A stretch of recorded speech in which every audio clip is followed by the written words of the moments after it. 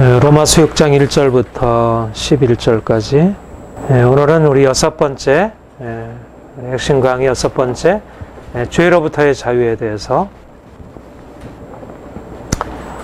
로마서 6장 1절부터 11절 또 1절부터 23절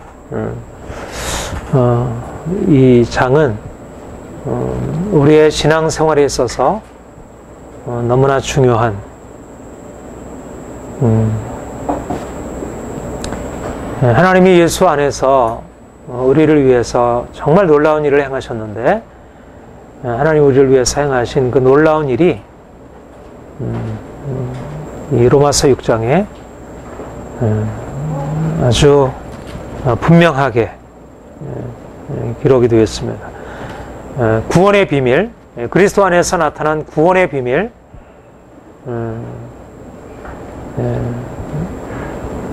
그 비밀의 핵심은 바로 우리가 그리스도와 함께 연합하여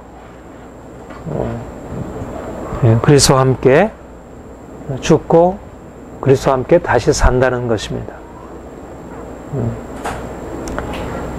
주님이 이 땅에 오셔서 육체로 오셔서 십자가에 죽으시고 그가 신령한 몸으로 다시 부활하셔서 우리에게 새로운 생명, 그리스도 안에서의 새로운 생명의 기초를 놓으셨습니다. 복음의 중심은 예수 그리스도께서 우리를 위하여 죽으시고 그가 우리를 위하여 부활하셨다는 것. 그의 십자가와 부활이 바로 우리의 구원의 근거가 된다는 것. 근데 어떤 방식으로 우리의 근거가 되냐면, 구원의 근거가 되냐면, 바로 그의 죽으심과 그의 부활의 연합함으로 우리 인생이 이전에 우리가 이 땅에 태어날 때 가지고 있었던 그런 자연적인 생명의 차원에서 이제는 예수 그리스도의 그 영원한 생명의 차원으로 옮겨지는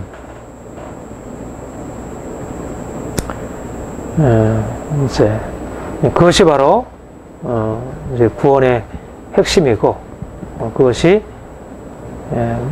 복음의 핵심이라 그렇게 말할 수 있습니다.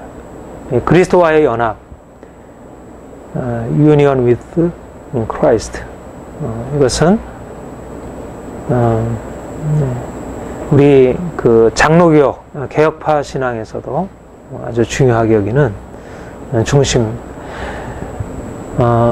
제가 사실 이 복음에 대해서 새로운 깨달음을 얻는 것이 워치마니의 정상적인 그리스도인의 생활이라는 그런 책을 고등학교 때 만나고 그래서 이제 그 책이 바로 이 로마서 6장, 7장, 8장을 아주 평이하게 주석을 했습니다. 특별히 6장에 대한 해석이 이제 저에게 굉장히 중요한 영향을 미쳤고, 그리고 그 이후에 나의 모든 신학에 있어서 아주 핵심적인 중심을 차지하게 되었습니다. 그러니까 그리스도와 함께 죽고 그리스도와 함께 다시 삶으로 우리가 그리스도 안에서 새로운 삶을 살 수 있게 된다는 것. 정말 잘 이해가 안 되는 말이고 이걸 구체적으로 어떻게 적용할 수 있을까? 그런데 하나님이 그거를 그 어린 나이에 그래도 뭔가 계시적으로 비추셔서 그걸 가지고 이제 씨름을 해온 것이에요. 그러니까 너무 이게 새로운 것이어서 야, 그리스도와 함께 죽어야 되는 거구나. 그리스도와 함께 죽지 아니하는 삶은 이거 다 문제가 있는 것이구나. 우리 옛사람은 철저히 십자가에 못 박혀 죽어야 새로운 삶이 시작되는 것이구나.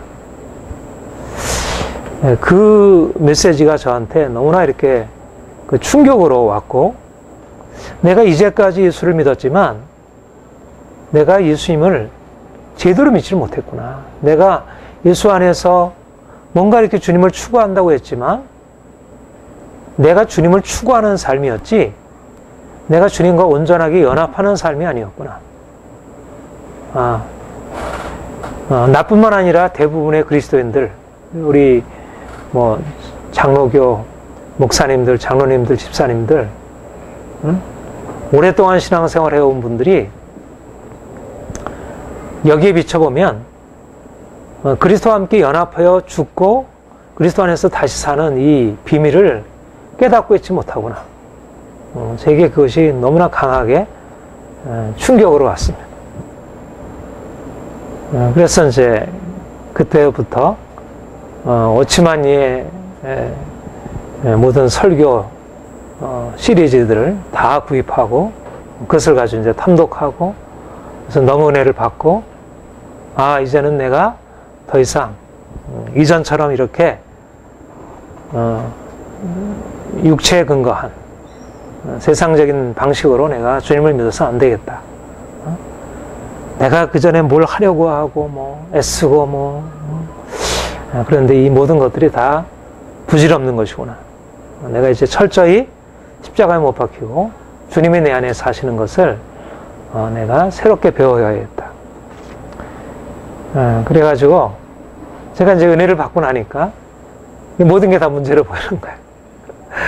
그래가지고 어떤 목사님에 대해서 제가 판단하기 시작하고 목사님이 제대로 말씀을 깨닫지 못하고 너무나 인간적으로 목회를 하는 것 같습니다. 목사님이 저를 굉장히 사랑을 했는데 고등학교 때부터 이렇게 아주 교회봉사도 열심히 하고 주일학교 교사도 하고 근데 갑자기 그 은혜를 받더니 주전한 교회 목사님을 판단하고 아무튼 그런 시행착오도 있긴 했지만 아무튼 저에게는 너무나 이제 놀라운 빛이었고 그래서 이제 그 이후로 이제 말씀을 계속 이제 붙들고 씨름하고 하는 중에 그 워치마니가 이제 가르쳤던 이제 그런 그리스도와 연합함의 진리가 이제 제시 펜 루이스 이제 캐직의 영성과 닿아있다는 걸 보게 되었고 그리고 이제 잔누기용 또 버슬러서는 이제 캐톨릭의 수도원 영성과 닿아있다는 것을 뒤에 발견하게 되었습니다. 아무튼 그리스도와 함께 죽고 그리스도와 함께 다시 산다는 것 이것은 누가 가르쳤든지 간에 이것은 바울의 복음의 가장 핵심이고 중심이고 그런데 제가 고등학교 때 장로교에서 어려서부터 모태신앙으로 자라난 제가 내가 그리스도와 함께 죽고 그래서 죄에 대해서 자유케 될 수 있다는 이 복음의 사실들이 너무나 놀랍게 다가왔다는 얘기는 장로교에서 사실은 그리스도와 연합을 교리적으로는 가르치고 있지만 실제적으로 그리스도와 연합하여 죄로부터 온전히 자유케 된다는 이 복음의 사실들을 제대로 드러내고 있지 못했다는 것입니다. 내가 그때도 그렇게 생각이 되었었지만 그 이후로 내가 여러 장로교 신학들을 공부하고 또 지금도 장로교 신학을 가지고 씨름하고 있지만 그러나 이 로마서 6장에서 사도 바울이 전파했던 우리가 그리스도와 함께 십자가에 못 박혀 죽음으로 그와 함께 다시 살고 그래서 이제는 더 이상 죄 아래 종로로 타지 아니한다는 이 놀라운 복음의 사실들을 제대로 드러내주지 못한다는 것. 그래서 우리의 신앙생활에 정말 하나님이 예비해 놓으신 그 온전한 삶, 그 승리의 삶, 정말 거룩하고 아름다운 그런 삶을 살아갈 수 없다는 것입니다. 그런데 그러니까 이게 참 신학이 너무너무 중요합니다. 우리가 신학을 알아도 우리의 삶이 따라와 주지 못하기도 하지만 사실상 우리의 삶이 대부분 문제가 있는 가장 큰 원인 중에 하나가 신학, 그러니까 성경을 보는 틀인데 신학이 성경을 보는 하나의 눈을 열어주는 것인데 성경을 보는 눈이 제한되어 있어서 성경이 가지고 있는 풍성함을 다 드러내주지 못하고 그것을 제한함으로 그 복음의 그 풍성함을 누리지 못하게 만드는 것입니다. 그래서 우리가 신학이 한편으로 우리의 신앙을 견고하게 세워주기도 하지만 때때로 신학이 우리의 신앙생활을 좀 풍성하게 살아갈 수 있도록 이렇게 열어주기보다 오히려 막는 경우가 많이 있다. 그렇게 여겨집니다. 네, 우리가 보통 로마서 6장을 성화의 진리라 그렇게 얘기를 합니다. 성화.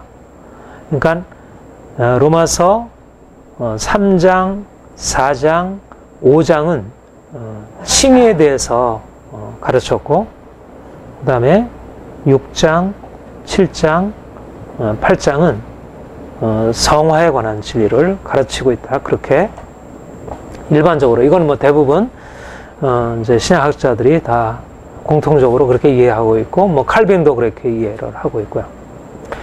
그러니까 로마서가 복음의 핵심이라고 할 때 그 복음이라고 하는 것은 바로 우리가 그리스도 안에서 얻은 구원이 무엇이냐는 이 구원에 관한 가르침이라 할 수 있는데 근데 그 구원에 관한 가르침을 가장 대표적인 구원에 관한 가르침에서 대표적인 두 가지를 말하고 있는 것입니다. 하나는 칭의, 하나는 성화. 칭의와 성화가 로마서에 로마서의 복음, 로마서에 가르치는 구원의 교리의 두 중심이고 두 축이고 그리고 바로 이 칭의와 성화에 관한 가르침을 깨닫게 되면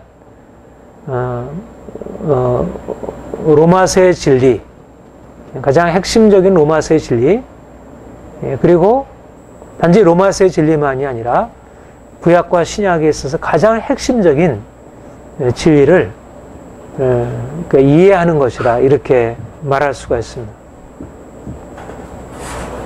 결국 이제 교리적인 논쟁, 개신교와 캐톨릭의 교리적인 논쟁, 또 제가 지금 쓰고 있는 논문의 종교개혁적 관점과 새 관점의 교리적인 논쟁, 그 모든 논쟁의 핵심은 뭐냐면 칭의와 성화에 관한 바울의 가르침을 둘러싸고 전개되는 것입니다. 그래서 바울이 칭의에 대해서 가르친 것과 성화에 대한 가르침을 성화에 대해서 가르친 것을 보다 분명하게 구분하고 그 양자의 차이와 공통성을 이해하게 되면 우리가 구원의 진리를 바로 이해한다고 할 수 있고 또 이 두 가지 진리가 바로 구분되어서 바로 이해되어질 때 우리의 신앙생활이 아주 견고한 기초 위에서 성장할 수 있게 됩니다. 이 점에서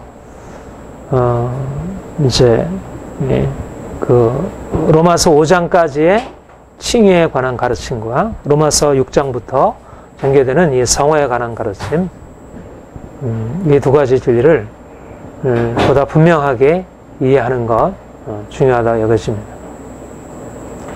칭의가 무엇이죠? 칭의. 칭의는 칭의를 한마디로 정의하면 뭡니까?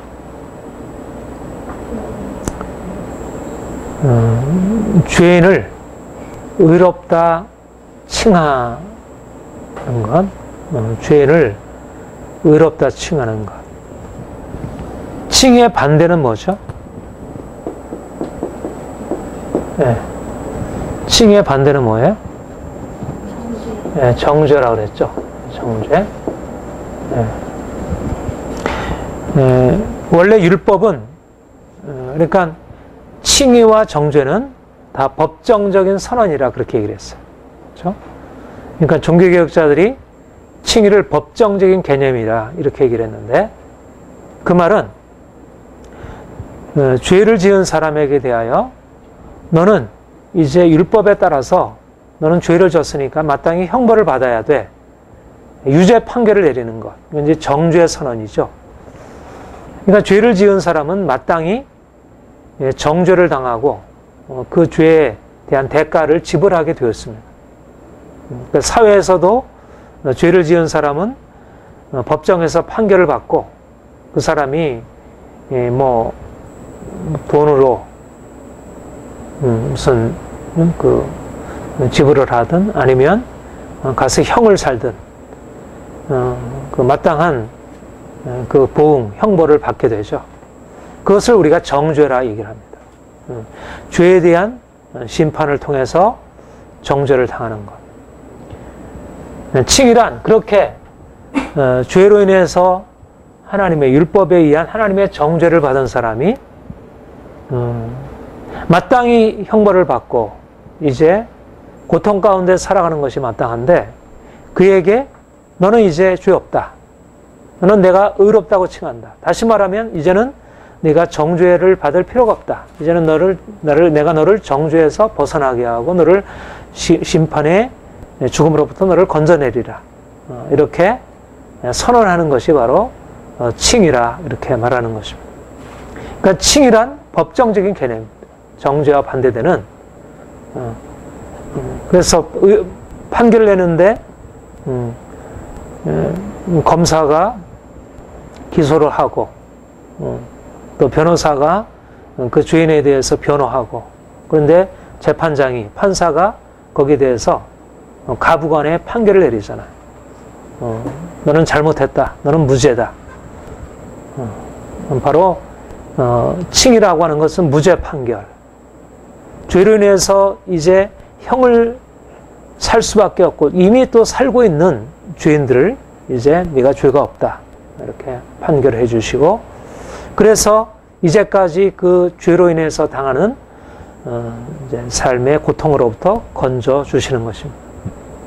바로 이것이 주님께서 우리에게 허락하신 첫 번째 은혜, 가장 중요한 은혜. 우리가 그리스도로 말미암아 그리스도께서 우리를 위하여 대신 십자가에서 형벌을 당하심으로 그가 대신 저주를 받으심으로 그가 우리를 위하여 정죄를 받으심으로 정죄받을 우리가 저주받을 우리가 그 정죄로부터 저주로부터 노임을 받고 정죄 대신 저주 대신 우리가 의롭다 칭함을 받고 그래서 생명에 이르도록 우리의 운명을 바꿔놓으신 것입니다. 이것이 그리스도의 십자가의 대속의 은혜이고 이것이 어떻게 보면 지금 우리에게 이렇게 밝히 보이잖아요. 우리한테는 이게 밝히 드러나 있잖아요. 근데 이게 처음부터 이렇게 밝히 드러나 있던 게 아닙니다. 중세 때까지는 종교개혁 때까지는 이 진리가 밝히 이렇게 드러나 있질 않았었어요. 죄인이 값없이 의롭다는 예수 그리스도께서 우리를 위하여 죽으심으로 내가 죄를 졌는데 그분 앞에 가면 괜찮아. 내 피로 너는 덮어졌으니까 이제는 너는 무죄야. 내가 너를 다 용서했어. 괜찮아. 이런 게 아니었습니다. 물론 거기에 뭐 죄 용서도 있고 하나님이 이렇게 뭐 받아주시기도 하지만 로마 캐톨릭이 이해하는 것은 죄인인 자는 어떻게든지 죄를 갚아야지. 하나님은 재판장으로 공의로 심판하시는 분이기 때문에 죄를 어떻게든지 어떤 방식으로든지 우리 편에서 갚아야지. 내가 갚지 않고 주님이 나를 위해서 다 지불하셨으니까 이제 그냥 하나님 앞에 나아가서 고백만 하면 아무 문제도 없는 그런 은혜는 알려져 있지 않았습니다. 그러니까 우리가 죄인된 우리가 예수 그리스도의 피를 의지하여 그의 십자가의 은혜에 의지해서 이렇게 그냥 빈손 들고 주님 앞에 나가서 주님, 나는 죄인입니다. 그러나 주님께서 나를 위하여 십자가 지시고 피를 흘리셨기 때문에 내가 주님으로 인해서 죄의 사함을 받을 것을 기대합니다. 주님이 나를 죄 용서하셨음을 믿습니다. 이렇게 나아간 것은 이것은 주님께서 루터나 칼뱅과 같은 이런 개혁자들을 통해서 행하신 놀라운 축복인 것입니다. 우리 개신교, 종교개혁의 후예들은 바로 이 놀라운 은혜를 그 종교개혁의 선조들로부터 받은 것이죠. 그래서 우리가 그 귀한 전통 안에서 이 칭에 대한 가르침은 이것은 엄청난. 그런데 사실 캐톨릭은 뭐 이런 진리에 대해서 완전히 부정하지는 않아도 캐톨릭은 칭의와 성화가 이렇게 같이 가고 있어요. 이게 양자가 분명히 구분이 안 돼 있고 칭의도 의롭게 되는 것. 이 성화와 굉장히 유사한 의미로 이렇게 이해되기 때문에 어떻든 그들에게는 뭔가 우리가 의롭게 되어서 뭔가 하나님 앞에서 의롭다고 인정을 받아야지 내가 죄인인 상태에서 그냥 하나님 앞에 그냥 빈손 들고 나갔는데 너는 괜찮아 이렇게 판결하는 것은 좀 뭔가 합당하지 않다고 여겨지는 이런 생각이 있는 거예요. 그러니까 상당히 이성적인 판단이죠. 아무튼 주님이 우리에게 허락하신 은혜가 죄인인 자를 값없이 죄 없다 칭하시고 우리를 용납하시고 받아주시고 우리가 죄인인 그대로 그 십자가의 은혜 앞으로 나가서 사랑의 하나님을 만나고 은혜의 하나님을 만나고 우리는 죄를 지고 그분 앞에 나가는데 그 피로 그냥 덮으면 하나도 우리를 더럽다 인정하지 않아요. 그냥 다 받으시는 아주 이 신비로운 은혜 안에서 살고 있는 것입니다. 지난주에도 여러분들에게 말씀드렸지만 그래서 이 칭의 은혜가 너무나 귀합니다. 칭의 은혜가 너무나 귀하고 우리가 이 땅에 사는 동안 이 땅에서 누려야 할 가장 중요한 은혜는 사실 그리스도께서 우리를 위하여 대신 죽으심으로 우리를 용서하셨고 우리를 정죄에서 벗어나게 하셨다는 그래서 더 이상 두려움 없이 우리가 하나님 앞에서 설 수 있다는 이 칭의 은혜를 우리가 날마다 붙들고 살아가는 것이고 바로 이 칭의 은혜가 우리 개신교 안에 엄청난 자유를 준 것입니다. 청교도 모든 그 위에 부흥운동들 모든 그 위에 기독교 역사가 그렇게 기독교가 계속 뻗어가면서 사람들을 그렇게 변화시키고 사회를 변화시키고 했던 것은 바로 하나님의 이 엄청난 사랑, 죄인인 그들에게, 죄인인 우리에게 찾아오셔서 우리를 값없이 죄 없다 칭하시고 우리를 받아주시고 우리를 사랑한다 말씀하시고 우리가 죄인임에도 불구하고 그분 앞에서 자책하지 않고 두려워하지 않고 그분과 관계를 맺을 수 있도록 이 엄청난 이 칭의에 관한 가르침이 이제 이 서구 역사를 근본적으로 새롭게 바꿀 수 있게 되었고요. 엄청난 자유를 준 것입니다. 엄청난 자유를. 죄인인 자들에게 오늘도 우리에게 이 칭의 은혜는 너무나 귀한 것이고 우리가 계속 강조해야 할 것입니다. 그런데 이제 이 특별 이 성화 우리를 거룩하게 하신 은혜 칭의는 의롭다 죄인을 의롭다 칭하심이라면 성화는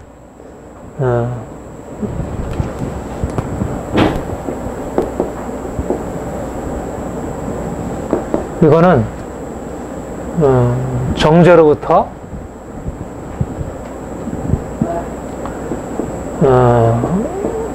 의롭다 여기심, 칭하심.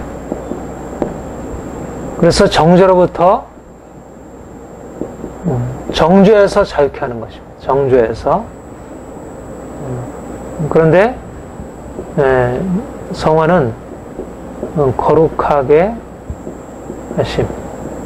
실제적으로 거룩하게 만드는 것입니다. sanctification. justification은 의롭게 만드는 게 아니고 의롭다 칭하시는 법정적인 개념이고 성화, sanctification은 실제적으로 거룩하게 만드는 것, 죄인이 거룩하게 되는 것. 이것은 죄로부터의 자유.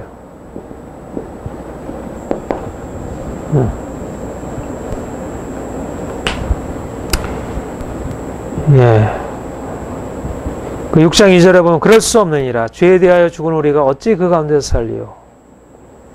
6장 6절 우리 같이 한번 읽을까요? 시작. 우리가 알거니와 우리 옛사람이 예수와 함께 십자가에 못 박힌 것은 죄의 몸이 뭐라요? 다시 우리가 죄에게 종속하지 않으면 11절 같이 읽겠습니다. 이와 같이 너희도 너희 자신을 죄에 대하여 죽은 자로 그리스도의 하나님을 대하는 산자로 여길지어다. 옛사람이 예수와 함께 십자가에 못 박혀 죄의 몸이 mer하여 다시는 죄에게 종노릇하지 아니하려 함이니. 18절 시작. 죄에서 해방되어 의에게 종이 되었느니라. 22절 시작. 그러나 이제는 너희가 죄에게서 해방되고 하나님께 종이 되어 거룩함에 이르는 열매를 얻었으니 그 마지막은 전에는 우리가 정죄 아래 있었는데 정죄에서 벗어나 의롭다 칭언을 받게 되었고, 전에는 우리가 죄의 종이 되어 있었는데 이제는 죄의 종에서 해방되어 우리가 죄로부터 자유하게 되었다는 것. 정죄에서 벗어나는 것을 칭이라고 말한다면 죄에서 벗어나는 것을 성화라 말하는 것입니다. 인생의 두 가지 문제가 예수 그리스도 안에서 해결되는 것입니다. 우리 지난주에 살펴본 대로 인생의 문제의 시작은 어디였냐면 아담이 범죄함으로부터 시작이 되었습니다. 아담이 범죄했고 그래서 죄가 이 땅에 들어왔다고 했어요. 세상에 들어왔다 그랬습니다. 그리고 죄가 이 세상에 들어오므로 모든 사람이 죄를 짓게 되었고 사망이 모든 사람에게 이르게 되었다는 것입니다. 죄가 들어오고 죄와 함께 사망이 왔습니다. 사망이 왔다는 얘기는 죄에 대한 하나님의 정죄의 선고, 하나님의 심판이 임했다는 것이고, 정령조리를 하신 대로 그는 심판을 받아 죽음에 이르게 되었어요. 그러니까 죄, 하나님의 심판, 죽음, 이게 인생에게 일어난 일입니다. 이게 문제예요. 그래서 주님께서 오셔서 이제 우리를 위하여 우리의 죄를 대신하여 죽으심으로 우리가 죄로 인해서 받게 되는 그 정죄, 그리고 그 정죄의 결과인 죽음을 주께서 다루셨어요. 소리를 벗어나게 하는 거. 이것을 우리가 칭이라 얘기를 해요. 칭이란 죄로 인한 결과, 죄로 인한 그 열매를 다루시는 것이죠. 그렇죠? 그러니까 아무리 우리가 죄를 졌어도, 하나님의 용서의 은혜, 이 칭의 은혜가 우리를 위해서 예비되어 있으면 우리는 죄를 짓고 그분의 앞에 나가서 용서를 받으면 우리가 정죄에서 벗어나서 자유케 될 수 있어요. 이런 의미에서 칭의 은혜, 용서의 은혜는 우리의 인생의 두려움과 고통에서 자유케 하는 결정적인 것입니다. 그런데 단지 주님이 그 죄의 결과만을 다루실 뿐만 아니라 그 죄, 우리 죄 자체, 그 심판이라는 그 죽음이라는 정죄라는 그것만을 다루지 아니하고 그 정죄를 가져온 죄의 문제, 그것을 직접 다루신다는 것입니다. 이것이 바로 로마서 6장에서 말하고 있는 우리가 이제는 그리스도와 연합하여 죄에 대하여 죽고 이제는 죄에 대하여 자유한 자가 되었다. 우리가 언제 자유케 됩니까? 죄로부터? 언제 자유케 되죠? 언제? 우리가 천국에 가서 언제 자유케 됩니까? 예수님을 믿을 때. 예수님을 믿을 때, 처음 믿을 때. 6장에 뭐라 그래요? 3절, 4절 같이 읽어볼까요? 시작. 무릇 그리스도 예수와 합하여 세례를 받은 우리는 그의 죽으심과 합하여 세례 받은 줄을 알지 못하느냐. 그러므로 우리가 그의 죽으심과 합하여 세례를 받음으로 그와 함께 장사되었나니 이는 아버지의 영광으로 말미암아 그리스도를 죽은 자 가운데서 살리신 것 같이 우리로 또한 새 생명 가운데서 언제 우리가 죄로부터 자유케 된다고요? 언제 죄에 대해서 죽는다고요? 세례 받을 때. 세례를 받음으로, 세례란 바로 그리스도와 함께 연합하는 것이고, 세례를 통해서 우리에게 주어지는 은혜는 그리스도의 죽음에 함께 동참하는 의미가 있다는 것입니다. 세례 그 자체가 우리를 그렇게 인도하는 것은 아니겠죠. 그렇죠? 세례라는 형식 자체가 우리를 그리스도의 죽음으로 함께 연합하게 하는 것이 아닙니다. 세례가 우리를 그리스도의 죽음과 함께 연합하게 한다는 것은 우리가 처음 예수를 믿을 때, 예수 그리스도를 나의 주, 나의 하나님으로 받아들일 때, 우리가 세례를 받을 때, 우리는 이제 세례 받는 것과 믿는 것과 세례 받는 것이 좀 이렇게 격차가 있긴 하지만, 원래 초대교회 때는 세례를 언제 받았습니까? 예수를 믿으면 그냥 세례를 베풀었어요. 역시. 그러니까 지난번에 그 김한수 목사님한테 그런 얘기를 들었는데, 그 라스베가스에 14,000명이 모이는 그런 엄청난 교회가 있다고 그래요. 그 교회는 아마 침례교 계통인데, 그래서 그 교회에 뭐 온갖 사람들이, 그 라스베가스니까 뭐 얼마나 정말 이렇게 죄 가운데 살아가는 사람들이 많이 있겠어요. 근데 그런 사람들이 이제 주님께 돌아와서 주님 만나고 회개하는 것입니다. 예수님을 자신의 주로 영접을 해요. 그러면 즉각적으로 바로 그가 정말 주님을 고백했다는 확실한 증거만 있으면 바로 세례를 베푸는 것이에요. 우리 이제 장로교 이제 뭐 제도로서는 이제 그런 것이 잘 안 되지만, 아무튼 말하고자 하는 것은 뭐냐면, 세례를 받음으로 우리가 그리스도와 함께 죽게 되었다는 것은 우리가 세례를 받는 그 순간, 처음 예수를 믿을 그 순간에 이미 우리는 그리스도의 죽음에 연합한 자가 되었다는 것입니다. 그리스도의 죽음에 연합한 자가 되었다는 것은 이제 이전에는 죄의 종이던 자였는데, 이제는 그리스도의 죽음에 함께 연합함으로 말미암아 이제는 죄에 대하여 죽은 자가 되었고, 이제는 더 이상 죄에 대하여 산 자가 아니라는 것입니다. 죄로부터 이제는 해방된 자가 되었다. 이제는 죄로부터 자유하다. 이제 모든 사람이, 한 사람도 없이 아담의 후손인 모든 사람은 태어날 때부터 죄의 종으로, 이것을 어거스틴이 원죄라 그렇게 얘기를 했는데, 태어날 때부터 죄의 종으로 태어나기 때문에 우리가 죄를 지음으로 죄인이 되는 게 아니고, 우리가 죄인으로 태어났기 때문에, 죄의 종으로 태어났기 때문에 내가 아무리 선을 행하려 할지라도 죄인이라고 하는 그 운명의 사슬을 벗어버릴 수 없다는 것이, 죄의 종이라는 운명은 깨뜨릴 수 없다는 것이, 그게 로마서 5장 12절 이하에서 말씀하고 있는 거예요. 근데 그 죄의 종이라는 운명이 어디서 깨어지게 되었냐면, 바로 예수 그리스도께서 십자가에 못 박혀 죽으시고 그가 다시 사심으로 말미암아 죄의 운명, 죄의 종이라는 그 운명이 깨어지게 되었고, 우리가 지난주에 살펴보기는 우리가 그리스도와 그리스도를 믿음으로 말미암아 아담에게 내려졌던 그 정죄의 선고, 그 죽음의 심판이 깨어지고 우리가 예수 안에서 이제 생명으로 살아갈 수 있도록 주께서 열어놓으셨다, 그렇게 얘기를 했는데, 단지 우리를 정죄에서 벗어나게 할 뿐만 아니라 이미 우리가 정죄에서 벗어나서 의롭다 함을 얻은 자로서, 용서받은 자로서 하나님과의 가까운 관계 속에서 살아갈 수 있게 하실 뿐만 아니라, 실질적으로 우리가 죄에서 벗어난 자로, 죄에서 자유케 된 자로, 거룩하고 흠없는 삶을 살아갈 수 있는 자로 우리를 주님께서 새롭게 빚으셨다는 것입니다. 이게 언제? 세례받을 때, 우리가 처음 예수를 믿을 때.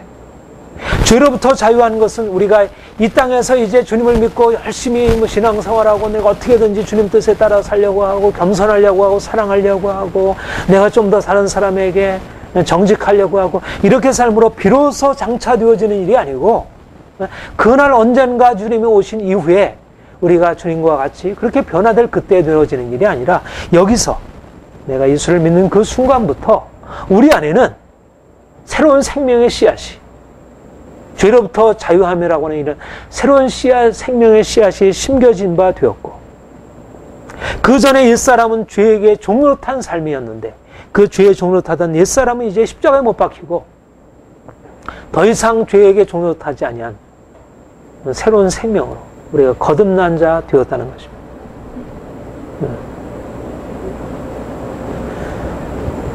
우리가 주님과 예수를 진정으로 믿었다면, 주님을 나의 주 나의 하나님으로 믿었다면, 예수 그리스도의 십자가의 은혜를 내가 믿는다면, 나는 더 이상 이제 죄의 종이 아니고 죄로부터 자유한 자라는 새로운 정체성.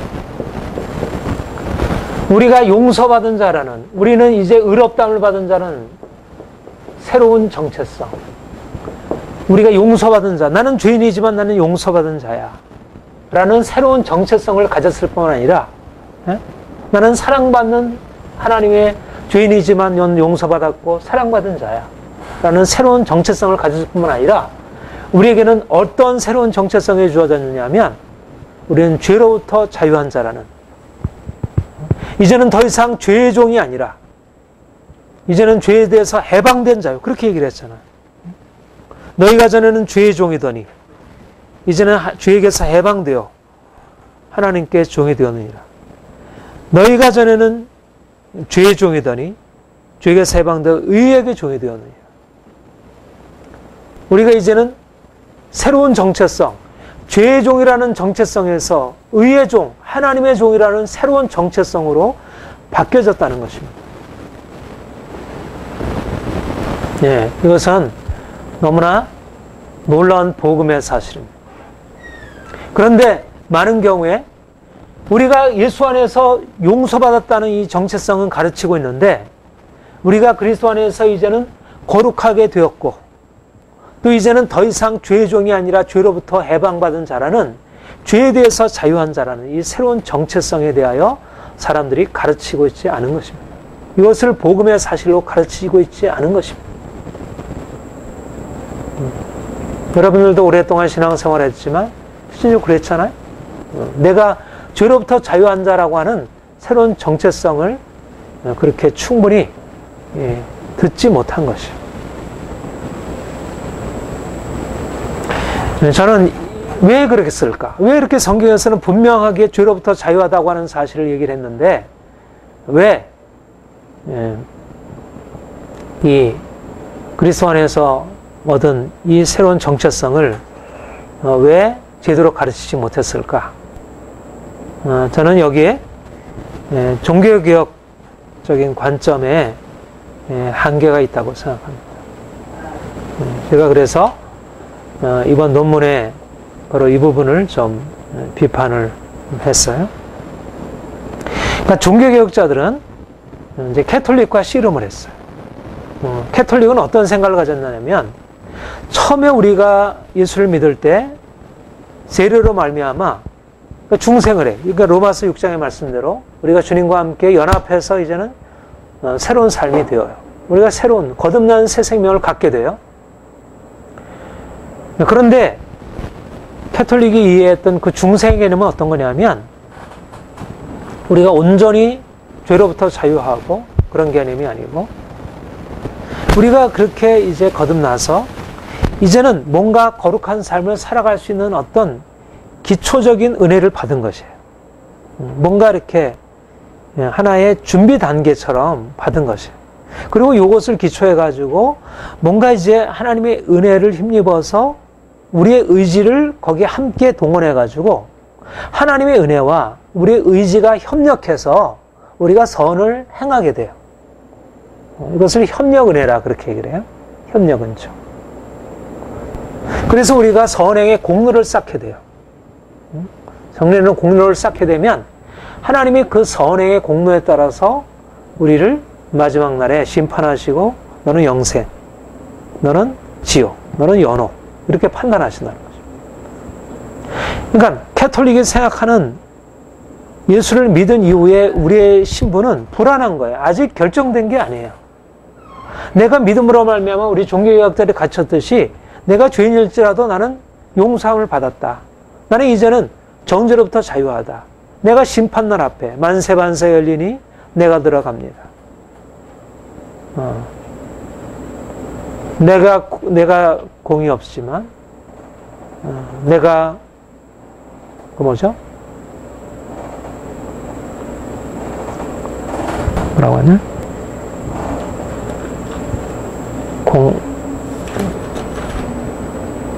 내가 공을 세우나 은혜 갚지 못하나. 빈손들과 앞에가 십자가를 붙다. 의가 없는 자라 도와주신 분하고 생명샘에 열리니 마음을 씻었소서. 살아생전 숨쉬고 죽어 세상 떠나서 거룩하신 주 앞에 끝날 심판 당할 때 만세반세 열리니 내가 들어갑니다. 마지막 살아생선 숨쉬고 죽어 세상 떠날 때 거룩하신 주 앞에 끝날 심판당할 때 만세반석 열리니 심판당할 때 만세반석이 열려있는 것이에요. 주님이 나를 위해서 예배해 두신 그 반석에서 나를 덮으시는 것이에요. 그러니까 빈손 들고 내가 행한 것 없이 주께서 나를 위해서 베푸신 은혜를 의지해서 내가 그날 그 심판대 앞에 설 수 있다는 것. 그건 내가 행한 것으로 주 앞에 서는 게 아니라 주님이 나를 위해서 행하셨다는 그 은혜에 힘입어서 내가 서는 거야. 그러니까 내가 개신교 신앙은, 종교개혁적인 신앙은 내가 죄를 져도, 내가 이 땅에서 부족해도 그분 앞에 설 때는 내가 부족한 것 때문에 내가 두려워서 하나님이 나를 혹시 나를 저 지옥에 보내면 어떨까? 내가 이 심판대 앞에 이게 제대로 통과할까 못할까? 마치 열심히 공부를 하고 막상 시험을 치르면 얼마나 떨려요. 이 성적이 제대로 나올까? 저도 지금 논문이 제대로 패스가 될까? 그렇게 심판대 앞에 서면 다 떨리잖아. 우리 행위로 판단을 받으니까. 그러니까 캐톨릭 신앙에 근거하면, 중세 캐톨릭 신앙에 의하면 이게 보장이 안 되는 거야. 우리 행위에 따라, 하나님의 은혜가 있지만 거기에 우리의 의지적으로 협력한 선행의 공로에 따라서 우리의 운명이 결정이 되니까. 그러니까 잘못된 이 공로 사상이, 그래서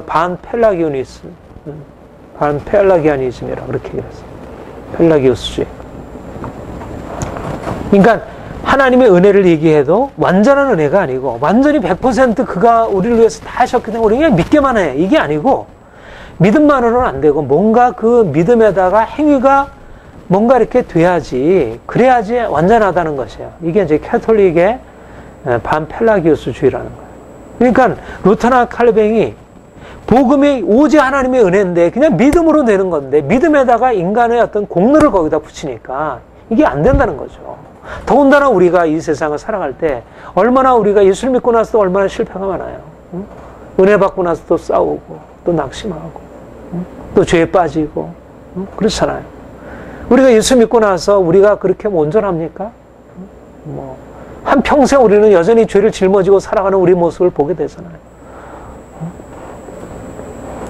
그러니까 정말 불완전한 인간이 인간의 선행에 근거해서 세상의 공로에 따라서 우리의 성화의 그 어떤 정도에 따라서 우리가 마지막 심판을 통과할 수 있다고 한다면 하나님께서 우리에게 주신 이 구원의 은혜에 대한 확신을 잃어버릴 수밖에. 그러니까 뭐 당시에 그러니까 사람들이 그 당시에 루터가 종교개혁할 때 제일 그 드러났던 그 씨름했던 게 면죄부잖아. 면죄 그 동전이 그 헌금함 속에 쏙 들어가면 지옥에 있었던 여러분의 친척의 영혼이 저 연옥에서 천국으로 올라간다. 뭐 그 좀 극단적인 얘기지만 그만큼 인간의 행위가, 선행의 공로가, 그래서 뭐 그 공로를 얻기 위해서 뭐 성자들의 뼈, 뭐 온갖 뭐 유물들 뭐 이런 걸 사재고 얼마나 그랬어. 그런 것이 좀 더 미신적인 얘기는 있지만 그러나 기본적인 골격은 인간의 행위가 그만큼 중요하다는 거죠. 그런데 종교개혁자들이 인간의 행위가 불완전한데 인간의 성화가 아무리 우리가 성화가 된다 할지라도 우리의 성화는 불완전한 것인데 우리가 그 성화에 근거해서 하나님 앞에 선다고 하는 것은 이것은 하나님이 우리에게 주신 이 구원의 놀라운 은총을 잃어버리는 것이다. 그래서 필사적으로 그 선행의 공로 교리와 싸웠던 것이고 그러다 보니까 성화 주님이 우리에게 어떻게 우리를 그리스도 안에서 거룩하게 하셔서 우리를 온전케 하심으로 우리에게 복 주신다고 하는 사실들을 강조하는 것을 그렇게 크게 하지 못한 것이죠. 좀 행위에 대한 부분을 비판적으로 본 것이죠. 그러니까 종교개혁자들의 강조점은 한편으로 굉장히 중요한 진리를 가지고 있어요. 그러나 칭의를 위한 이런 캐톨릭에 대한 비판은 타당하다 할 수 있지만 우리가 분명히 붙들어야 할 진리는 이 로마서 6장에서 말씀하는 대로 우리를 단지 우리의 죄의 결과로서의 정죄로부터 자유케 하는 칭의 은혜만이 아니라, 그 정죄를 가져왔던 죄의 문제를 해결해서 우리를 죄로부터 자유케 하는 은혜가 우리에게 주어졌고, 우리는 더 이상 이제는 죄의 종이 아니라 죄로부터 자유한 자라는 새로운 정체성을 얻었다는 것. 이것은 아무리 강조해도 지나치지 않고, 이것은 정말 강조를 해야 합니다. 그러니까 우리가 종교개혁적인 칭의 은혜에 정말 토대를 두어야 하고, 그래서 제가 이번 논문에서 하려고 하는 것은 종교개혁적인 칭의 이론, 이것은 우리가 끝까지 붙들어야 할 이제 아주 중요한 신앙의 유산이다, 이렇게 강조하고, 그러나 우리가 또 함께 강조되어야 할 것은, 우리가 단지 정죄로부터 자유했을 뿐 아니라 우리가 실질적으로 죄로부터 자유하다. 우리가 그리스도와 연합함으로 말미암아 정죄로부터 자유로워지고 또 죄로부터 자유케 된다는 것입니다. 우리가 이것을 복음의 사실로 붙들어야 하고, 그리고 이것을 우리가 복음으로 붙들 때 우리의 인생 안에 실질적으로 놀라운 은혜가 부어지게 돼요. 복음은 비밀입니다. 엄청난 비밀이에요. 너무나 엄청난 것을 그 안에 담고 있어요. 근데 그것은 우리가 가지고 있는 인간적인 생각과 너무 다른 것입니다. 여러분, 우리가 경험적으로 우리가 느끼기에 어떻습니까? 예수를 믿고 나서 우리가 정말 죄로부터 자유케 되었는가? 예수를 믿는 사람과 믿지 않는 사람을 비교해서, 물론 예수를 믿기 전보다 좀 나아진 것이 있을지 모르지만, 그러나 믿지 않는 사람도 선한 사람 얼마나 많고, 그들은 죄의 종이고 우리는 죄로부터 자유하다, 이렇게 말할 수가 있을까? 이런 면에서도 우리가 죄로부터 자유하다는 것에 대해서 확신 있게 말하기가 쉽지 않고, 또 우리의 경험을 통해서 볼 때 실제적으로 우리가 죄에 대해서 막 씨름하고 우리 자신을 바꾸려고 하고, 또 우리 옆에 있는 다른 지체들을 바꾸려고 하는 우리의 많은 씨름 속에서 우리가 얼마나 무력하고 이것이 안 되는지 번번이 우리가 인정할 수밖에 없잖아. 야, 이게 죄의 세력이 보통 깊은 것이 아니구나. 우리가 정말 인정할 수밖에 없는 것은 바뀌지 않는다는 것입니다. 그러니까 우리가 보통 어떻게 얘기를 해요? 예수를 믿으면 그냥 은혜로 구원받는 거지. 사람은 안 바뀌어. 그 성품이 어떻게 바뀌겠어? 그 타고난 성품인데, 그 사람이, 천성을 어떻게 바꿀 수 있겠어? 그러니까 우리가 은혜가 필요한 거지. 그러니까 주님이 나 같은 죄인을 용서하신 것이지.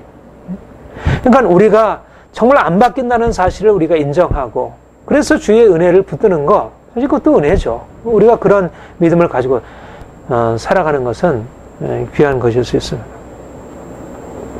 그래서 우리가 보통 로마서 7장 22절, 24절에 오호라 나는 공고한 사람이로다.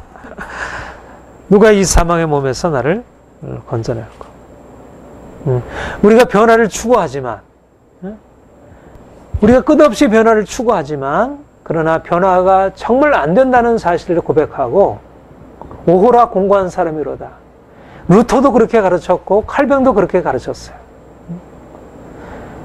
사실은 루터가 그 복음의 진리, 하나님이 우리를 값없이 용서하신다는 그 복음의 진리를 발견하게 된 것이 바로 뭐냐면, 자기가 아무리 자신의 삶을 바꾸고 해결하려고 노력하지만 바뀌어지지 않는 자신에 대해서 절망적으로 있다가, 그래서 하나님의 심판을 두려워하고 있다가, 하나님이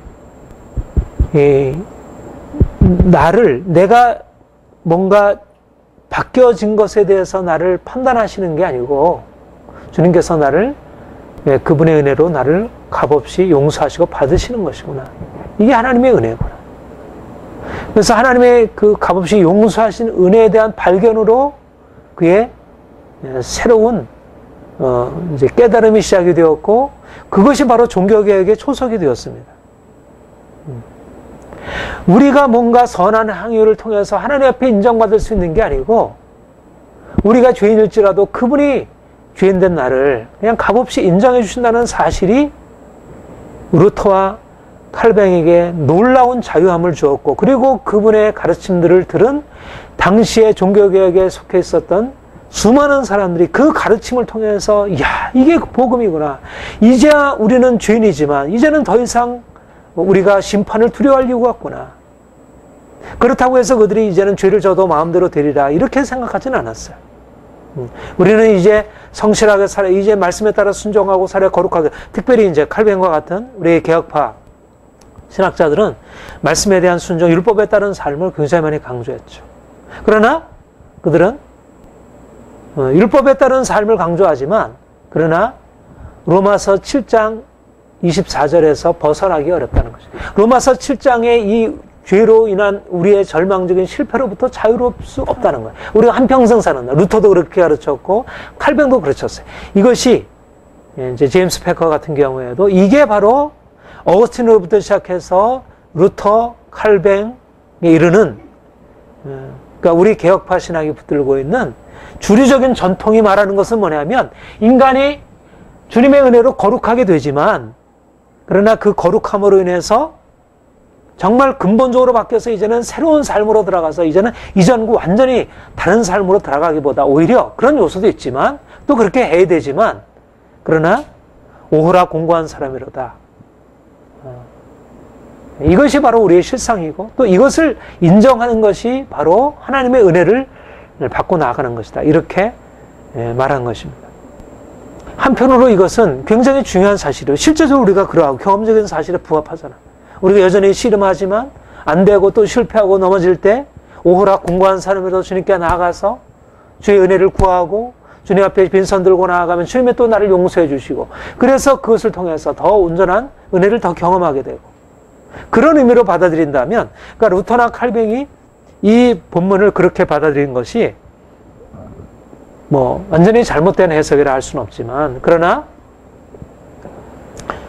사실 로마서 7장 24절을 그렇게 해석하는 것이 적절하지 않다고 여겨지고, 더군다나 로마서 6장은 그렇게 말하지 않는다는 것입니다. 로마서 6장.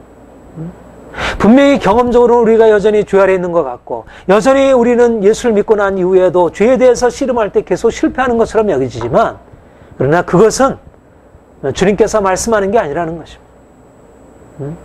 경험적인 사실은 여전히 우리가 죄인이고 여전히 우리가 죄의 종인 것 같아 볼지라도, 주님께서 우리에게 말씀하는 것은 이제 너는 죄에 대해서 죽고 이제는 죄로부터 해방된, 더 이상 죄의 종이 아니고 죄로부터 자유한 자라고 하는 새로운 정체성을 가지고 있다는 사실을 우리에게 말씀하는 것입니다. 중요한 것은 우리의 경험과 영적 사실이 다르다는 것입니다. 우리의 경험은 우리가 여전히 죄의 종인 것 같고, 우리는 여전히 죄로부터, 여전히 우리는 불완전해, 여전히 문제로 많은 것 같지만, 주님께서 우리에게 말씀하는 것은 우리는 죄로부터 받은 자, 이미 해방된 자, 이미 자유한 자라는 것입니다. 이것이 영적인 사실이에요. 경험적으로는 우리가 죄의 종이지만 또 실패하고 또 미워하고 또 싸우고 또 분노하고 또 염려하고 문제 가운데 있지만, 주님께서 우리에게 말씀하시는, 너는 이미 죄로부터 자유하다. 네가 주님과 함께 연합했기 때문에 이제는 너는 죄에 대하여 죽은 자요, 죄에 대해서 자유한 자다. 죄 아래서 살던 이 옛사람은 더 이상 실제가 아니라는 것입니다. 눈앞에 분명히 그렇게 보이는데, 또 내가 또 싸우고 또 넘어지고 또 실패했는데, 주님께서 우리에게 말씀하는 것은 그것이 너의 모습이 아니라는 것입니다. 우리가 보아야 할 것은 그 실패하는 그 사람이 아니고, 우리 안에 계신 예수 그리스도, 그로 말미암아 우리에게 이미 일어난 새로운 생명, 우리의 속사람, 거듭난 새 생명, 예수 안에서 거듭난 이 새 사람, 이것이 바로 우리의 신앙생활에 있어서 아주 중요한 것입니다. 우리는 믿음이라는 게 뭐예요? 믿음이라는 것은 경험을 붙드는 게 아니고 영적인 사실을 붙드는 것입니다. 믿음은 보이는 것을 따라서 행하는 것이 아니고 보이지 않는 하나님의 말씀을 듣고 따라 행하는 것입니다. 내가 눈에 보일 때는 나는 여전히 죄인인데 주님이 말씀하는 것은 넌 죄인이 아니야.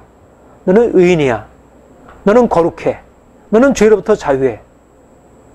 주님께서 우리에게 분명하게 그렇게 말씀하는 것입니다. 그런데 우리는 그 말씀을 들으면서도 눈으로 보이는 것에 따라서 또 내가 실패하고 넘어지면 내가 가지고 있는 정체성을 또 잃어버리고 나는 또 실패자야. 또 나는 안 돼. 나는 문제가 많아.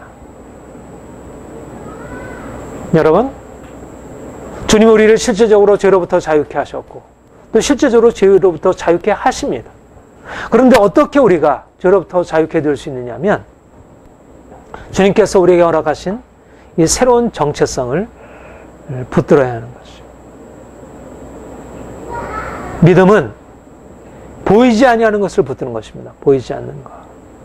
눈앞에 보이는 것을 따라서 우리가 죄로부터 자유한 우리의 모습을 통해서 아, 나는 죄로부터 자유한 자이구나 이런 게 하는 게 아니고 나는 여전히 죄로부터 자유한 자가 아닌데 주님이 우리를 죄로부터 자유한 자라 말씀하시니까 우리 스스로를 죄로부터 자유한 자로 그렇게 인정하는 것이.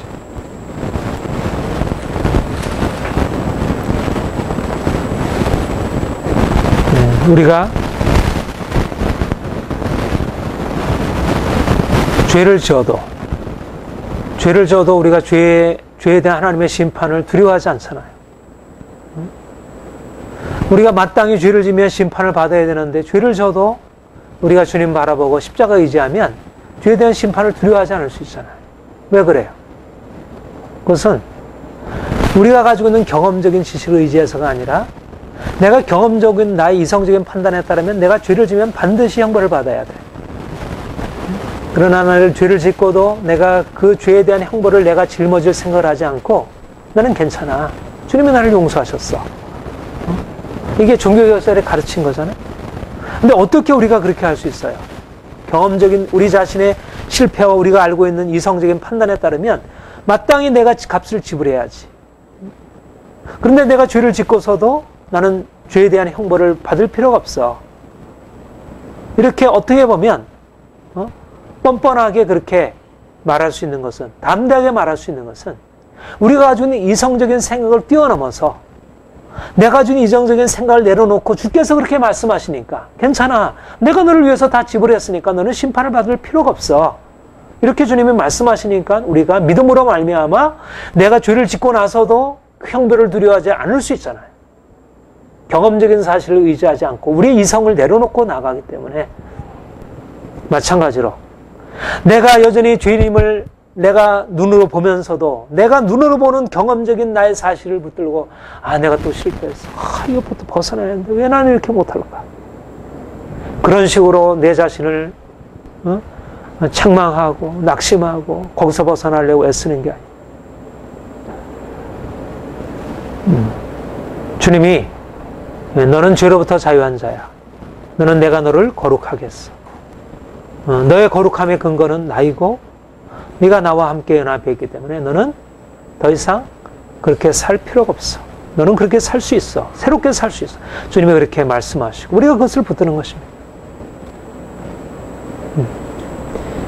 이것이 제가 사실은 제가 워치마니를 만난 뒤에 배운 캐직의 영성이에요. 사실 근데 이 캐직의 영성에 대해서 패커 같은 경우는 굉장히 비판을 했어요. 제임스 패커 같은 경우. 칭의만을 가지고. 근데 이것은 굉장히 중요한 것입니다. 실제적으로 우리가 죄에 대해서 승리의 삶을 살 수 있다는 것입니다. 우리가 늘 죄에 대해서 실패하고 또 넘어지고 그렇게 살지 않고 우리의 삶이 뭐 이 땅에서 완전한 것은 아닐지라도 완전을 향해서 더 가까이 나가고 더 온전하게 되어줄 수 있다는 것이죠. 주님이 그렇게 우리를 그런 자원을 우리에게 예배해 두신 거예요. 우리 안에 예수님의 생명인데 주님의 부활의 생명이 우리 안에 역사하고 있는데 그 생명이 우리를 그렇게 바꿀 수 없다고 하면 그 생명이 연약한 것이지.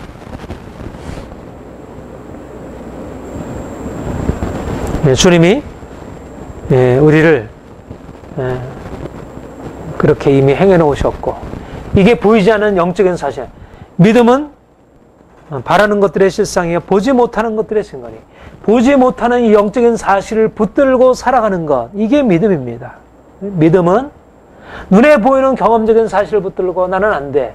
그러니까 이 성화의 은혜는 부족하니까 칭의를 결국은 의지하는 것. 칭의만이 우리의 피난처가 아니고, 물론 칭의도 피난처이지만 우리가 죄를 짓고 나서 주님 내 죄를 용서해 주세요. 칭의도 우리의 피난처이지만, 그러나 칭의만이 피난처가 아니라 우리가 실질적으로 거룩하게 되고 정결케 되어 새로운 인생을 살아갈 수 있도록 그렇게 우리를 바꾸고 가신다는 것입니다.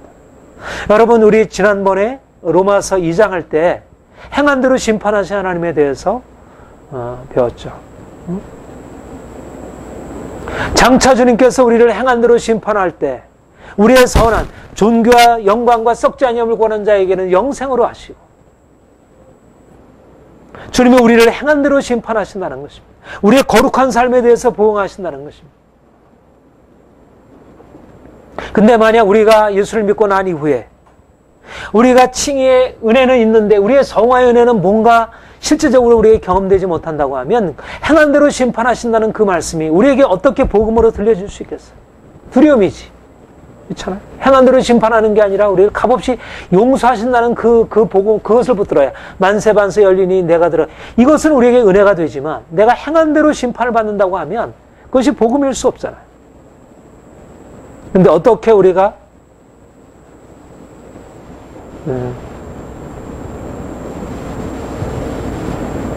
영광과 썩지 아니함을 구하는 자에게는 영생으로 하신다는 그 말씀이 우리에게 복음으로 들려올 수 있겠어요? 그것은 바로 주님이 우리를 죄에서 자유케 하신다는, 실질적으로 우리가 죄의 종된 상태로 살아갈 때는 우리가 그 상태에서 주님을 바라본다면 나를 용서하시고 나를 그냥 받아주시는 은혜만이 있는데, 근데 실질적으로 우리를 이제 예수를 믿음으로 말미암아 이제 우리 인생 안에 근본적인 변화가 시작이 되었고, 날마다 우리 인생 안에 이제 새로운 일들이 나타나기 시작한다는 거예요. 매일 똑같이 살아가는 게 아니고 우리의 성품, 우리의 말, 우리의 생각, 우리의 모든 삶의 모든 영역 안에서 주님께서 우리에게 새로운 일을 행하신다는 것입니다. 말하자면 기적적인 능력을 우리에게 나타내시는 것입니다. 그래서 그런 의미에서 새로운 창조가 우리 가운데 나타나는 것이에요. 그리스도 안에 있으면 새로운 피조물이라. 이전 것은 지나왔으니 보라 새 것이 되었다. 무엇이 사실입니까? 우리가 경험적으로 알고 있는, 우리가 예수를 믿고 나서도 여전히 실패하는 오라 공고한 사람이로다가 이게 사실입니까? 아니면 주님께서 우리에게 말씀하신 너는 죄로부터 자유하다, 너는 더 이상 이제는 죄의 종이 아니다 라고 하는 말씀이 사실입니까? 우리가 붙들어야 할 사실이 무엇이에요? 경험적인 사실입니까? 아니면 영적인 사실입니까? 우리가 붙들어야 할 것은 경험적인 사실이 아니고 영적인 사실인 거예요.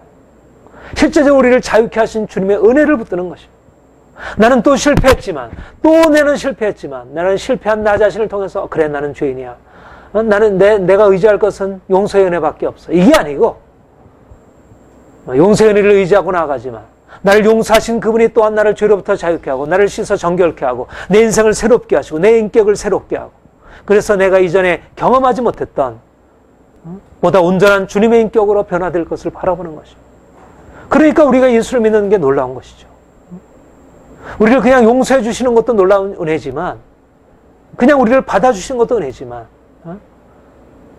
이런 죄인이 실질적으로 변화가 되어 새롭게 된다는 거 얼마나 놀라운 은혜겠어요.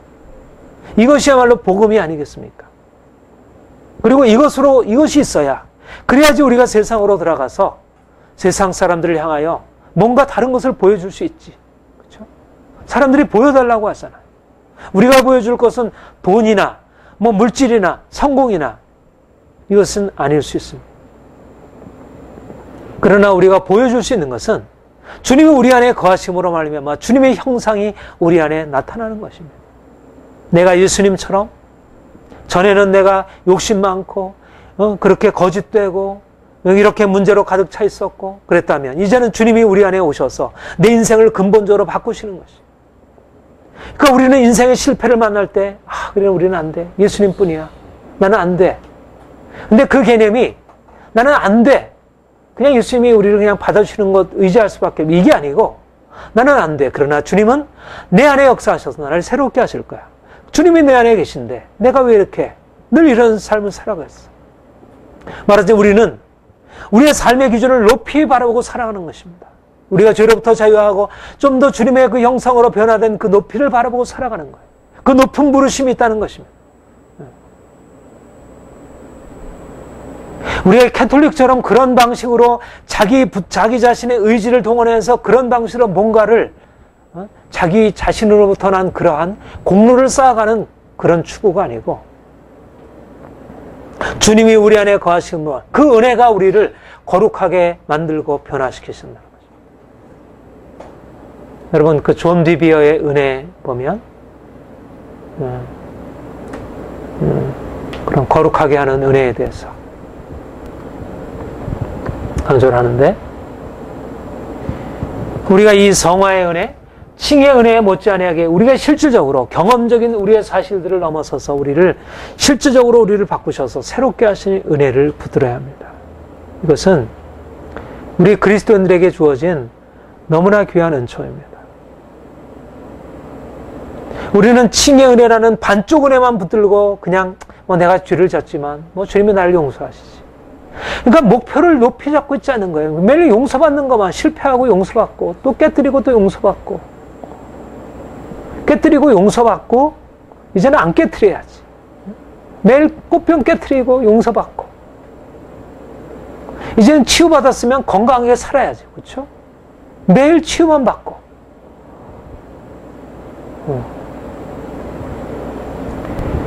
칭의의 기초 위에 우리는 주님께서 우리를 죄인된 우리를 값없이 용서하셨다는 그 은혜의 기초 위에 이제는 보다 더 높은 목표를 향해서 주님의 거룩한 형상을 닮기 위하여 캐톨릭 이상으로 우리가 거룩한 삶을 추구하고 선행을 추구하고 실제로 우리가 선한 삶을 이루어가는 것입니다. 이것이 주님이 우리를 향해서 가신 뜻이에요.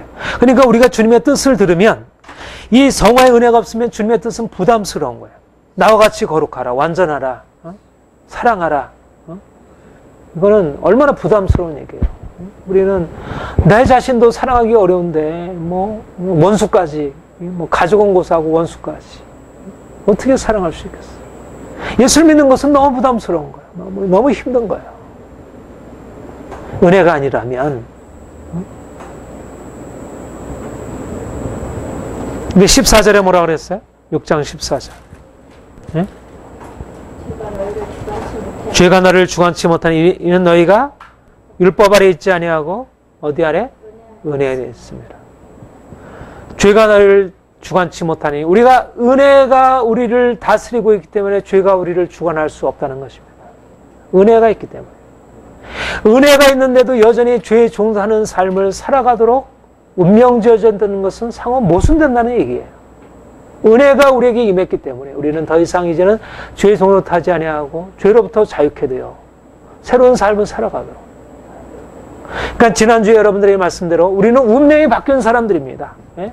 아담에게 속한 사람이 이제는 그리스도에게 속한 사람으로 죄의 종으로 타고 있고 정죄 아래 있고 사망 아래 있고 이러던 사람들이 이제는 죄에서 좀 벗어나서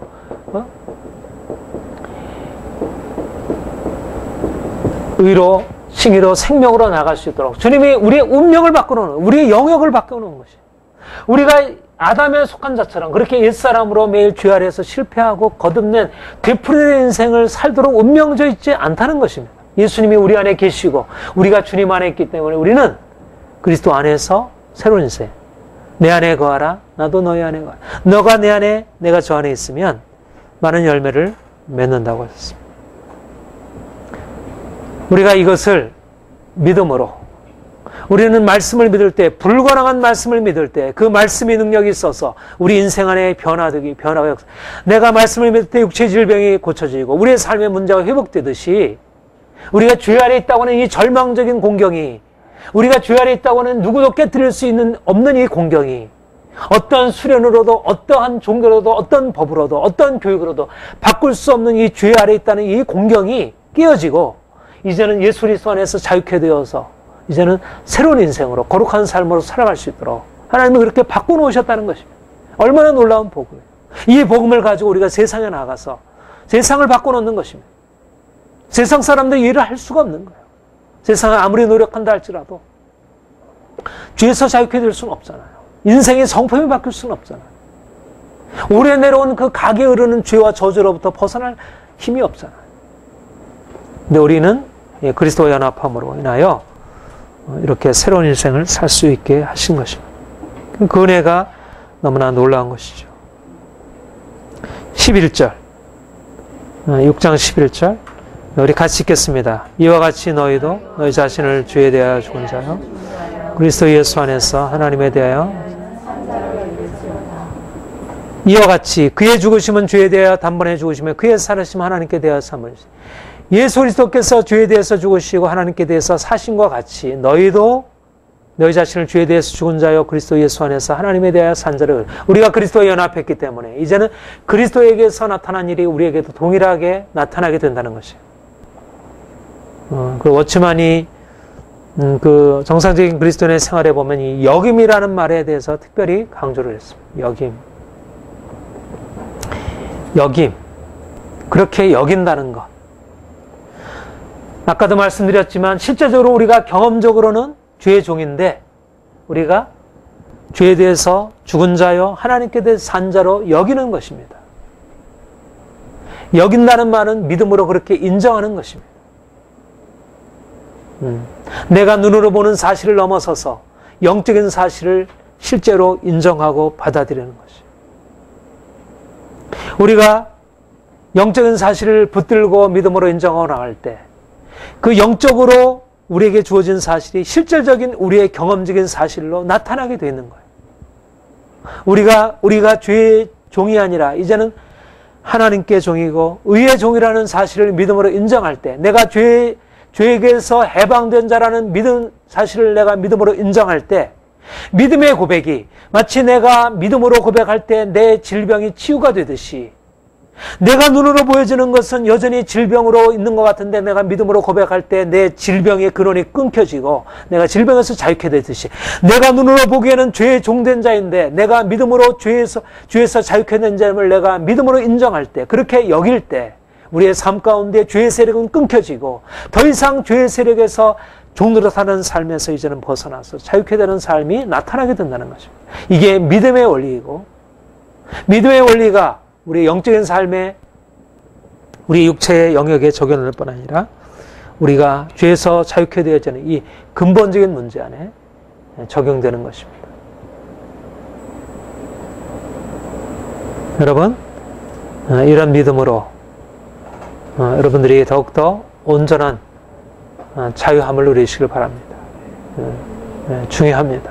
너무너무 중요합니다. 왜 이것을 강조할 수밖에 없느냐면 우리가 너무나 경험적으로 너무 분명하기 때문에 이 죄라고 하는 세력이 얼마나 강한지 우리가 죄 앞에 얼마나 무력한지를 우리 자신을 통해서 우리 주변을 통해서 매일매일 경험하고 살아가니까 우리가 이 영적인 사실을 붙들지 못하면 우리는 곧 복음이 가지고 있는 그 놀라운 그 귀한 은혜로 인해서 우리에게 주어졌던 그 기쁨과 차염을 다 잃어버려요. 죄의 세력은 우리를 두렵게 하고 우리를 절망시키고 우리의 모든 기쁨을 다 잃어버리게 만드는 것이. 복음이 가지고 있는 그 놀라운 약속들은 간데온데 없어져 버리는 것이. 그런데 우리가 경험적으로 여전히 죄의 세력이 우리 자신과 우리 주변을 여전히 강타하고 사람들을 그렇게 넘어뜨린다 할지라도 우리가 그 죄의 세력보다 더 강하신 주님의 능력을 우리가 바라보는 것이고 주님께서 말씀하신 바 이 영적인 사실에 대한 이 진리를 붙드는 것입니다. 더 이상 내가 죄의 종이 아니라 하나님은 나를 이미 자유케 하셨고 나를 자유케 하시리라. 계속 믿음으로 인정하고 나아가는 것입니다. 그럴 때 하나님께서 놀라운 일을 행하실 것입니다. 그리고 우리가 실제적으로 죄로부터 자유케 되어지는 또 하나의 중요한 원리가 있습니다. 그것은 6장 6절을 우리 다시 한번 보겠습니다. 시작. 우리가 알거니와 우리 옛사람이 예수와 함께 십자가에 못 박힌 것은 죄의 몸이 멸하여 다시는 우리가 죄에게 종노릇하지 아니하려 함이니. 사람들이 왜 죄에서 자유케 되는 이 복음의 사실들을 믿음으로 인정하지 못하는가? 왜 이 사실을 믿음으로 받아들이지 못하는가? 왜 경험적으로 우리가 죄의 종된 사실이 왜 끊겨지지 않고 우리가 변화가 안 나타나는가? 가장 중요한 이유가 있는데 그것은 바로 이 죽음이라는 원리입니다. 죽음. 옛사람이 그리스도와 함께 십자가에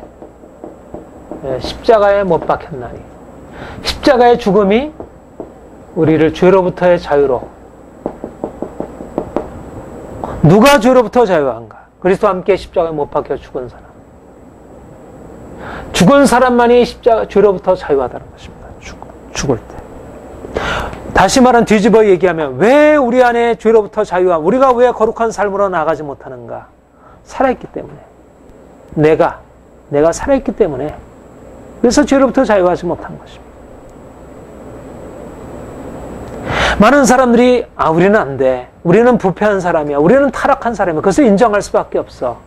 왜 그 부패와 타락성에 머물러 있는가? 바로 이 죽음의 원리를 몰라서 그래. 죽음. 내가 죽고 주님이 내 안에 사시는 원리를 모르기 때문에 죄로부터 자유한다는 이 은혜 안으로 들어갈 방법을 알지 못하는, 죽음이 없이는 이리로 들어갈 수가 없어요. 죽음만이 죄로부터의 자유함을 가져오는 것입니다.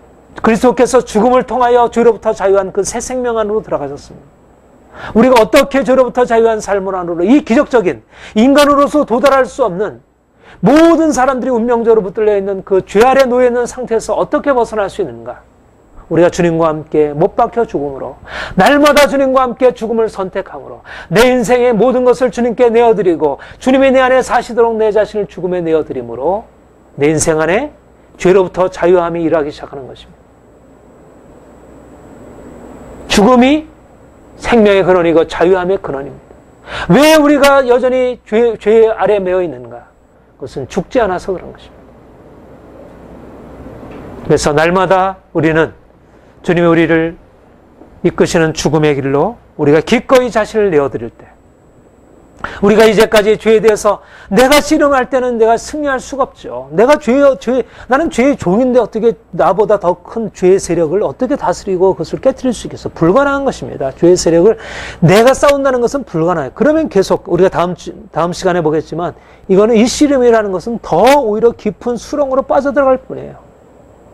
근본적인 승리는 어디 있냐면, 내가 죽고 주님이 내 안에 사실 때, 내가 날마다 죽음으로 넘길 때, 내가 사는 것 아니요 주께서 내 안에 사시는 것이 되어질 때, 이럴 때 우리 안에 죄로부터 자유라는 이 놀라운 기적적인 은혜가 우리 안에 임하고, 그래서 우리는 이 기적적인 은혜 안에서 세상이 알지 못하는 이 비밀을 누리고 살아가는 것입니다. 세상 안에 나아가 죄로부터 자유한 삶, 거룩한 삶, 하나님처럼 사는 삶을 죄인된 우리가 누릴 수 있는 것이에요.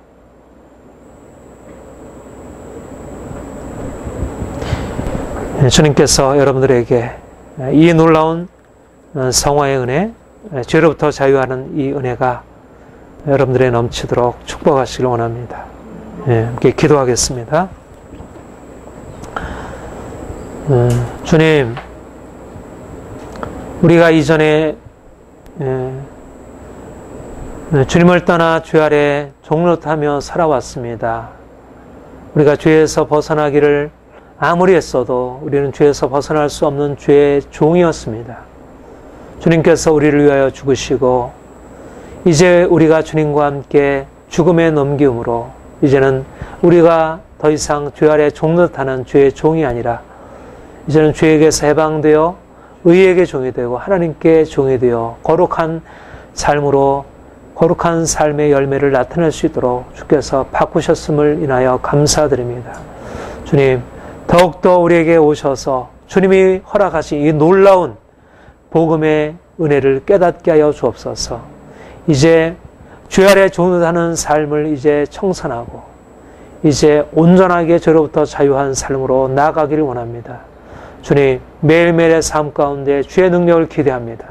죽은 자 같은 우리가 이제 살아서 생명의 삶을 살아가도록 우리의 삶 가운데 역사하여 주옵소서. 우리의 삶에 큰 증거가 나타나게 하여 주옵소서. 우리의 삶을 이제까지 장악하고 있던 모든 죄의 권세는 다 깨어지고 우리가 진정한 마음의 거룩함과 온전함으로 선함과 빛으로 살아갈 수 있도록 주께서 역사하여 주옵소서. 그리하여 이 땅 가운데 여전히 죄 아래 종노릇하며 신음하고 고통하는 많은 사람들에게, 우리의 가족들에게, 친구들에게, 이웃들에게 주의 이 귀한 은혜의 사실들을 전파하고 사람들을 주의 구원으로 이끌 수 있도록 우리를 사용하여 주옵소서. 감사드립니다. 예수님의 이름으로 기도합니다. 아멘.